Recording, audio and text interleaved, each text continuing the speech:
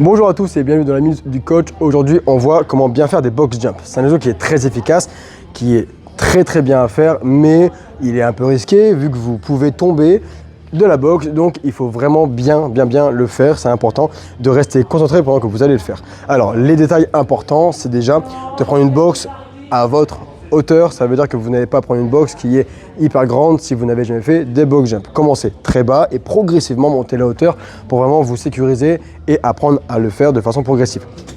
Ensuite, vous allez chercher à viser plutôt le milieu de la box.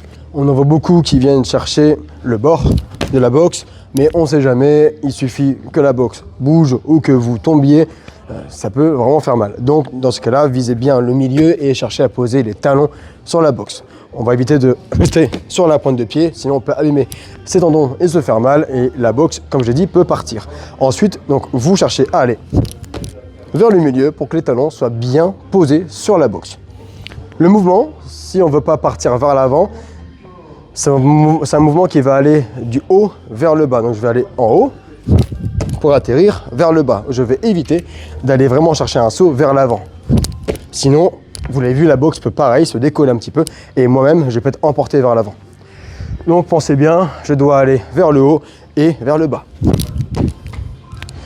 Dernière étape, on essaye de ne pas trop amortir l'impact. Alors il va falloir l'amortir, mais on ne doit pas faire ça.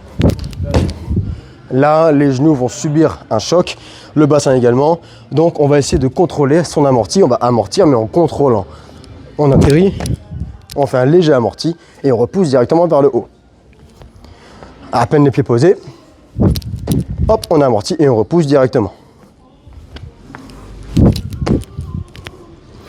Et on peut rajouter de ne pas chercher à frôler la box, même si on sait qu'on peut sauter à cette hauteur-là.